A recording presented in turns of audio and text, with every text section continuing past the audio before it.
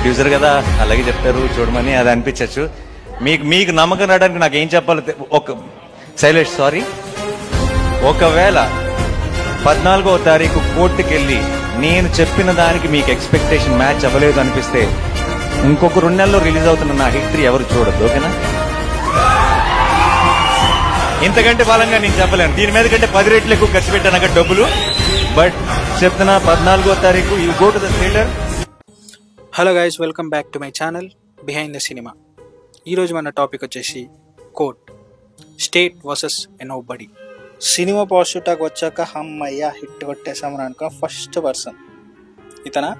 కాదు ఇతనా? అబ్బే అస్సలు కాదు. ఇతను శైలేష్ కొలను.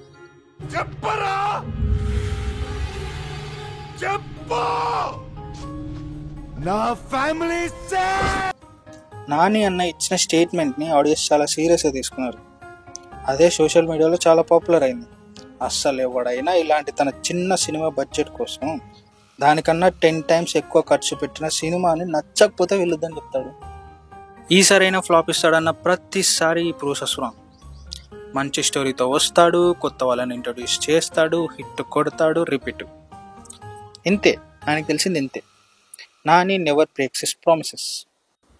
తెలుగు ఇండస్ట్రీలో ఇలాంటి సినిమాలు రావాలి, ఈ సినిమా యూత్ చూడాలి, పేరెంట్స్ చూడాలి, ప్రత్యేకంగా నిబ్బగాలు అదే టీనేజర్స్ పక్కా చూడాల్సిన సినిమా. అసలు ఈ పాక్సో యాక్ట్ అంటే ఏంటి? ఈ సెక్షన్ ఎక్కడ వాడతారు, ఎందుకు వాడతారు, ఈ సినిమాలో తప్పుగా ఎలా వాడారో ప్రతి ఒక్కటి మనం తెలుసుకోవచ్చు.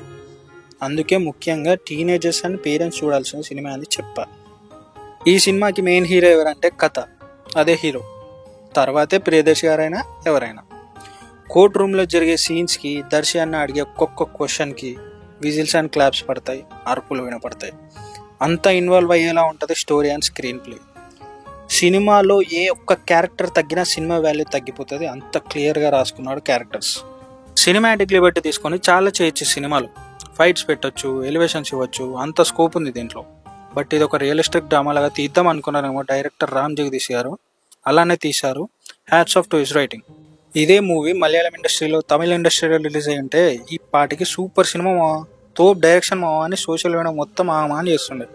కానీ మన టాలీవుడ్లో రిలీజ్ అయితే మాత్రం చూడరు. ఓటీటీకి వచ్చాక మావా అండర్ రేటెడ్ మూవీరా మావా ఇది అని అంటారు. ఏంది మావా ఇది? కొత్త టాలెంట్ని ఎంకరేజ్ చేయండి మావా.